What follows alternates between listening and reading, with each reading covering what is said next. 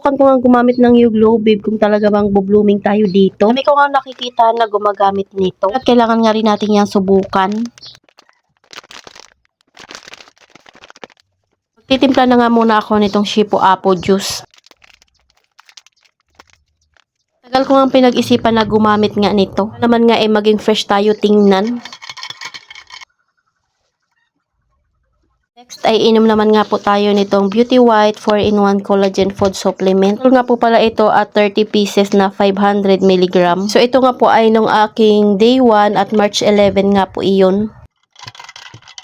Dito naman ito kumarites at gagamitin ko naman nga po yung kanilang sabon. Glow Babe the Beauty White Soap. Pieces na nga rin po yung laman ng isang order. Nga po yan sa akin kumarites may kasama na lagayan ng sabon at doon mo nga ilalagay yan pag gagamitin po na para mas lalong mabula. Ilamos na nga muna ako bago nga po ulit ako uminom ng Shipo Apple Juice pati na nga po yung Beauty White na 4-in-1 food supplement. After maghilamos ay gagamit naman tayo ng kanilang sunblock. Gandahan ko nga sa kanilang sunblock ay hindi nga malagkit sa balat. Para sa akin ay para siyang powdery finish. After dito kumarites syempre magtitimpla ulit tayo ng Shipo Apple and iinom ulit tayo ng Beauty White capsule. Subukan ko nga lang ito kumarites kung magiging effective ba sa akin. Kung magiging fresh pa tayo dito. Nagustuhan ko nga rin po yung lasa ng kanilang juice. Dahil hindi nga po ito mapakla at masarap lang siyang inumin. Kailang pala ako dyan ng ice. So ito na nga po yung ating day 2. Kung gusto nyo nga rin ito ay mag-check out na kayo at ilalagay ko nga po yung link sa comment section. O di kaya sa basket.